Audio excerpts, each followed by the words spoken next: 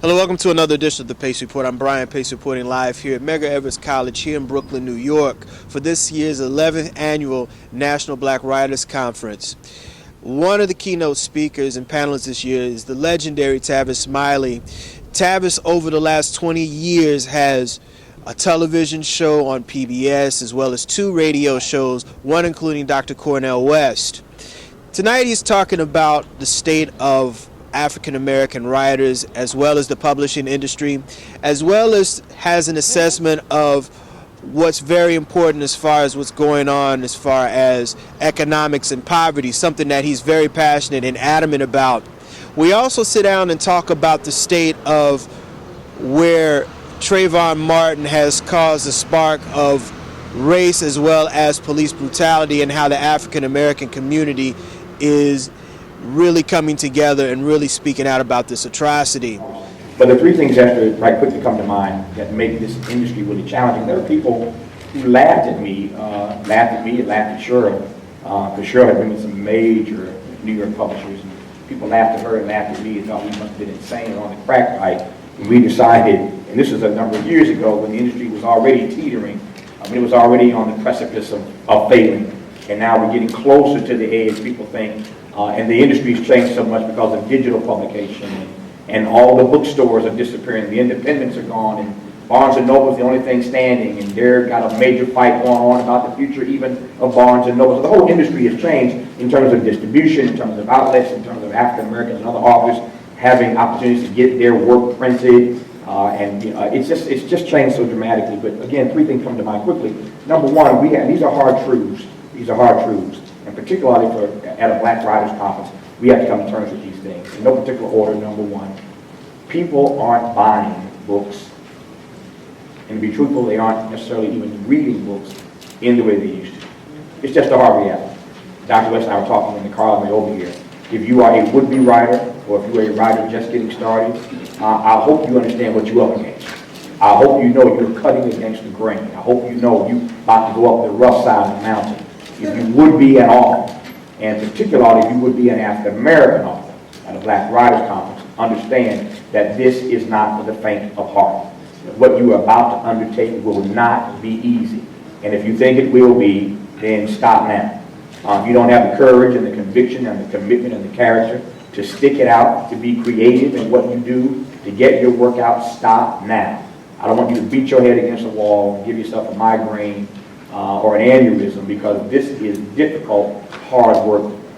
Dr. West refers to it as the devolution of our culture and the decay of our civilization. So much of that ties into our preoccupation, our titillation with reality television and the like. It's just a whole different world. And so if you're going in this business, number 1 is to understand that this is difficult work because the country has changed so much. The industry is changing so much, number 1. Number 2, and I intimated this a moment ago, but you got to be prepared in this industry now to be really creative about what you do. Put another way, Black writers really need to understand this, but I think this is true again for all of us, especially particularly for my people. We have to get away from believing or thinking that success equals New York Times bestsellers, that success equals 1 million sellers.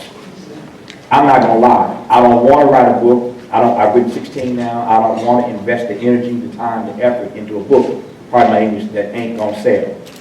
If I wanted to do something that wasn't going to sell, I wouldn't have wrote nothing. So you write books because you want them to sell. You write books because you want them to get out there.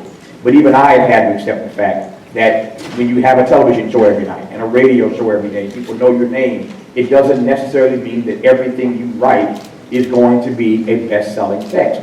And if you define success by the number of books you sell, then I think you missed the point of what it really means to be a writer. Imagine if Nikki had defined success all these years by the number of books sold. If Sonia Sanchez had defined success by the number of books she sold, or Mira Baraka, or countless other folks. If success is clearly defined, or only defined, exclusively defined, by how many books you sell, then you missed the point. So what you have to accept is, as I accept now, it's really about doing the work that needs to be done. It's about your calling, your vocation, and your purpose. It's about challenging folks to re-examine the assumptions they hold, helping them to expand the inventory of ideas, introducing Americans to a concept they've not considered, getting people to look at life and the world and these issues through a different prism. Success is not just about the number of books you sold. Case in point, Michelle Alexander is doing extremely well now with this book, The New Jim Crow. When that book first got printed, they printed, I recall, either 2,000 or 7,000 copies. I want to say it was like between 2,000 and 7,000 copies. I know I'm right about this. It's either 2 or 7. Let's just say between 2 and 7. That's all they printed on the first print of her book. But Michelle Alexander, with this provocative text, got to work, and she went around the country doing all the things you have to do to get the country engaged in a conversation about our criminal justice system, about this prison industrial complex, about what she calls again the new Jim Crow. Now, thanks to Cornel West in part, writing the forward for her book now out in paperback, that book is now at almost 200,000 copies. And even then, that's not a whole lot of books as compared to other authors who do a whole lot more than 175,000, 180,000 books. But look at the conversation. Look at the conversation that Michelle Alexander has kicked up about this prison, this wretched and racist prison industrial complex, this prison system that we have. Look at the conversation she's kicked up. So success can't be defined by just number of books sold. Dr. West and I have done a lot of things together. I've already said a few times he's my dearest and most abiding friend. And in 25 years, we've done a lot together. Actually, we've never written a book together. Never a book together until now. So our first book together is called The Rich and the Rest of Us. The Rich and the Rest of Us, a Poverty Manifesto. We've been talking about this for a long time, but now this book, The Rich and the Rest of Us, comes out in just a matter of days in April, and we're going around the country. I don't know how this book is going to sell. And on a certain level, it doesn't matter to me, it doesn't matter to Dr. West. We are going to do our part to continue to raise higher on the American agenda a conversation about the poor in this country and how to reduce poverty and eradicate poverty. But this is not just about book sales. The Rich and the Rest of the U.S., a Poverty Manifesto. Why did it take so long for you guys to go ahead and put this on paper? First of all, let me say I'm honored that Dr. West would sit to work with me on a book called The Rich and the Rest of Us. It's a powerful manifesto about not just how to reduce poverty in America, but to eradicate poverty in America. Last summer, Dr. Cornel West and I took a poverty tour around the country. And what we saw in these 11 states and 18 cities was some of it hard to put into words. I'm glad we had a camera crew with us to document this for a week-long special that aired last year on PBS. So I'm glad the cameras were there to document what we couldn't even put into words. But while on this tour, or after the tour, we were contacted by a major publisher about whether or not we thought about doing a book about poverty and how to get our arms around it in this country, and how to jumpstart a conversation really about again, reducing and eradicating poverty. So long story short, Doc and I agreed to do it. We sat down and we put it together. It's called The Rich and the Rest of Us, a Poverty Manifesto. And we lay out a number of ideas about how we think that we can get serious in this country about making poverty a priority and shrinking this ever-expanding gap between the have-gots and the have-nots, between the rich and the rest of us. This has been your platform for the last couple of years. I mean, this is really something that you have it's been tugging at your heart. What are some of the staggering statistics now as far as the African American community and the Latin American community versus white community? Yeah. Let me take the broad approach first, and I'll give you some specificity. Broadly speaking, 1 out of 2 Americans, half of America, is either in or near poverty. 1 out of 2 of us is either in or near poverty, number one. Number two, the fastest growing group of Americans who are falling into poverty are women and children. So it says something about a nation, about this country, that we would allow women and children, oftentimes, not always, but oftentimes the weak and the vulnerable, to fall most quickly into poverty. That's a tragedy. Where African Americans are concerned, though, I mean, the numbers speak for themselves. We're always the ones who catch the most hell. These unemployment numbers tell the story. Oftentimes, over the last 3.5 years, when the unemployment number did slightly drop for white folk in America, it went up for African Americans. So the numbers are so abundantly clear about how much worse off we are than anybody else. What Doc and I are committed to doing is talking about black suffering, talking about the black human condition, but also more broadly talking about the fact that this democracy cannot survive if we don't get a handle on poverty. Put simply, poverty threatens our democracy. That's the bottom line. Poverty threatens this very democracy as we know it. African Americans are clearly a part of that. And we have got to stop being so deferential to the powers that be, and that includes, respectfully, the Obama White House. We got to stop being so deferential about the hell that black people are enduring. My point is simply this.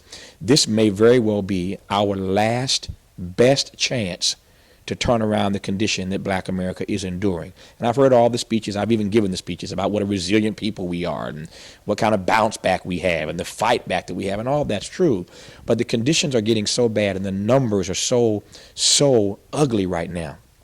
Our progress, the rate of our progress in so many ways is so anemic right now that if we don't turn this thing around now, we don't arrest this development now, it may never happen for us. And so again, poverty is the one issue that we have got to be serious about in this country. And it connects to so many other issues, education and unemployment, et cetera, et cetera. But at the core of it, how do we get a conversation going in this country about making poverty a priority? That's what Dr. West and I are committed to doing. Dr. King, before he died, that was really one of the last issues that he wanted to deal with. I was going to piggyback on what you said. Education and as well as healthcare is another issue that's kind of the sidebar of what you're talking about. It is. And the president deserves great credit for taking on healthcare. We will see in the coming days what this Supreme Court does, whether or not they overturn the mandate. And if the mandate gets overturned or gets outlawed or declared unconstitutional, to be exact, if they declare it unconstitutional, I think the whole law has basically been gutted at that point. And there's nothing left. So we start all over again. So the president deserves great credit. 7 presidents prior to him had tried to do this. He got it done. It was watered down for me. It should have had a public option. There are a number of things that I and Dr. West, and we talk about this in the book, there are a number of things we would have done differently around healthcare. So there's no doubt about the fact that there's a link between poverty and health. No doubt about that. But again, he deserves great credit for what he did. But the real point here is that whether you talk about education, whether you talk about healthcare or a variety of other issues, what we saw on this poverty tour last summer is not going to be addressed or redressed by a simple uptick in the economy. What we saw was so damning and so devastating that even when you see a slight uptick in the economy, it doesn't do anything to really ameliorate, to alleviate, or to even deal with the extreme poverty that we saw around this country last year. So it requires more than just a good health care plan, which we don't even have yet, but it requires more than that. It requires more than a minimum wage job. It's going to take more than just a slight uptick in the economy. It takes making poverty a priority, bringing together the leaders in this country, and creating a national plan, which we call for in the book, to reduce and eradicate poverty, among other things that we call for. But healthcare is a piece of it. But this is a serious and complex issue. It's a matrix in and of itself. And we just want to do our part to get the conversation going. One of the things I love about what I do on television and radio, my TV show, my radio show, and of course Smiley and West. First of all, just being engaged in dialogue with him every day makes me feel a little smart. But when you get a chance to talk to authors, I was telling somebody earlier today that I'm going to ask my team, I'm just curious now, this conversation has made me curious, Dr. Green, about the percentage of persons who appear as guests on my PBS show every night and on my radio shows, the percentage of them who happen to be authors. I've got a percentage in my head, but I know it's higher than 50%. And that's so rare these days. I had Catherine Pryor on my show the other night. And Catherine was saying to me once we came off the air, how rare it is that she gets a chance. And she's written a wonderful book about our democracy. But how she was saying to me, Esther, how rare it is that you have access to a television show or a radio show these days. You don't have to speak in a 3 or 4 minute, 7-minute interview and just try to get the surface of the book out. But there aren't enough places today where you get a chance to have some real, drill down, in-depth conversation about what really matters. And so every day, I feel so fortunate, I feel so blessed, as I know you do, to be on television, on radio, where I get a chance. This is why ownership is so important to me. It's why I own my TV show. I own my radio show. I own the building. I own Smiley Books. Hay House is our distributor, but we own the imprint. Cheryl makes all the choices. She makes the final decisions. Why is that important? Because I understand how important control is. When you're trying to tell a story that you know needs to be told, other folks don't want to be told. So that control is so very, very important. So that every day that I get a chance on TV and radio to interview people and to talk to people who've written wonderful works, I get enlightened, I get encouraged, I get empowered, I get inspired. And so black books and black authors do that for me every single day. I know they do it for countless other people. So we got to keep writing, we have to keep imagining, we have to keep creating, we have to keep finding unique and wonderful ways, different ways to tell the stories that so need to be told. But I can't imagine, and I gave some titles earlier, but I just can't imagine the dearth and the paucity, the hole that would be in my soul were it not for black writers. So to all the black writers, I celebrate them all. They say right now we're in the age of Obama, but just recently we had an incident down in Florida that took us back to the devastating Jim Crow and the lynchings of what started the civil rights movement. What is your take right now and your assessment of what's going on with the Trayvon Martin case? And are you proud, or do you think that the African American community can do more as far as trying to raise the awareness of this atrocity? This is a tough question because on the one hand, there's no doubt about the fact that this is another American tragedy. There's no doubt about that. But this is not the first time. I fret that it won't be the last time. And there has to be a sustained effort on the part of our people to deal with this kind of hatred in America. So I am in solidarity with all the African American leaders and the majority of the American public, I think, who accept the fact that this was a tragedy that of historic proportion that should not have happened. There's no good reason, to my mind, no good reason why George Zimmerman is not just in jail but under the jail.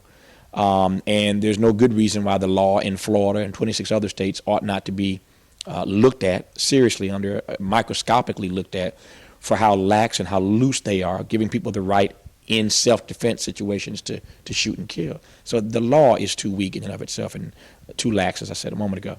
Having said all that, and here's where it gets a little politically incorrect, a little tricky. Having said all that, I'm at the point now, I'm at the age now where I'm really getting a little annoyed with so many of our people. So I'm even having trouble getting it out because it's so hard to say. But I'm really getting annoyed at our people who get caught up in these cause celeb cases. And, you know, we come together and we rally around something when it seems to be the thing to do. So Trayvon Martin is the new thing, and wearing your hoodie is the new thing, and I'm not opposed to that. You know, wearing your Obama button, your Obama T-shirt with King on the, was the thing then. But we are a people that get caught up in these moments, and apparently not understanding that the real work is day in and day out. It's like somebody told me, the sun comes out every day, just doing what it has to do. We take it for granted, but what happens when that sun disappears for days at a time? And I think the same is true of our struggle, that we got to be on this day in and day out. And when people show up and rally around a particular cause, but we don't have that kind of sustained effort, I get troubled by that. So yeah, my heart aches about this Trayvon Martin situation. But I know that on any given day, this happens all across the country. In New York, my friend Dr. West has been to jail 2 or 3 times. Stop and frisk in New York City. What are these white cops stopping and frisking these black and brown men for? Same thing. We've had Trayvon Martins in New York. Abner Louima, my Lord, the list goes on and on. Brother Marley Green, not long ago. This happens all the time. Amadou Diallo, Brother Bell. So this stuff happens all the time. But when there's a cause celeb case, we jump on it and we lose sight of it. And the older I get, I want my life to have meaning. I want to live a life of high purpose. I want to live a life of high purpose and be committed to those causes and those things I care about, not just, in season, but in season and out of season, when it's popular and when it's not, when people are looking and when they're not, when the cameras are there, when they're not, when the microphones are there and when they're not. Can you be committed to the cause? And I just hope that we, understand that we got to be committed, and it's not about an incident, a case, an individual. It's more deep than that, and I just hope that at some point we come to understand it. That'll do it again for another edition of the Pace Report, reporting live here at this year's 11th Annual National Black Writers Conference here at Medgar Evers College here in Brooklyn, New York. I'd like to personally thank the faculty and staff here at Medgar Evers College, as well as Mr. Tavis Smiley for his time. As always, please visit my website, www.thepacereport.com, for my weekly column as well as my past segments. Until next time, I'm Brian Pace reporting live here at Medgar Evers College here in Brooklyn, New York.